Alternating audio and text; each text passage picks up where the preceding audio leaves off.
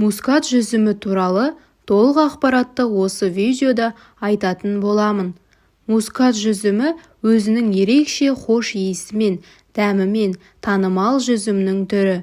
Ол шарап жасауға, шырын дайындауға, сондай-ақ жаңа піскен күйінде тұтынуға қолданылады.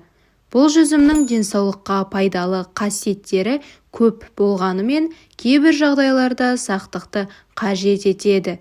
Мускат жүзімінің пайдасы: антиоксиданттарға бай.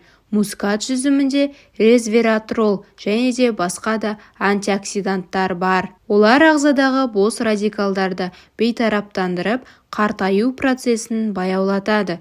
Жүрек қан тамырлары жүйесіне пайдасы: бұл жүзімнің құрамындағы антиоксиданттар жүрек денсаулығын жақсартады, холестерин деңгейін төмендетеді және қан айналымын жақсартады.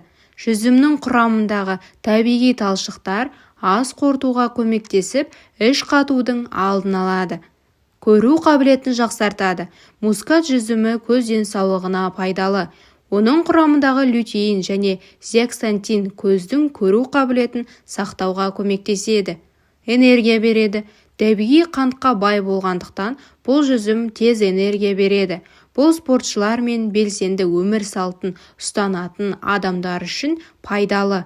Мускат жүзімінің зиянына келсек, онда қант көп. Мускат жүзімінің құрамында табиғи қант көп. Бұл оны қант диабетімен ауыратын адамдар үшін шектеулі түрде тұтынуға негіздейді. Аллергия қаупі: кейбір адамдарда жүзімге аллергия болуы мүмкін. Аллергия белгілері тері қышуы, ісінуі немесе тыныс алудың қиындауында. Шарап жасауға байланысты сақтық: мускат жүзімінен жасалған шарап спиртті сусын болып табылады.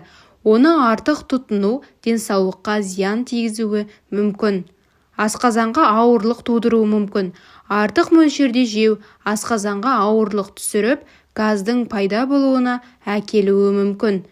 Мускат жүзімін тұтыну бойынша кеңестер: жаңа піскен немесе кептірілген күйінде жеңіз. Тәттілерге, салаттарға және шырындарға қосуға болады. Қант мөлшеріне байланысты шамадан тыс тұтынбауға тырысыңыз.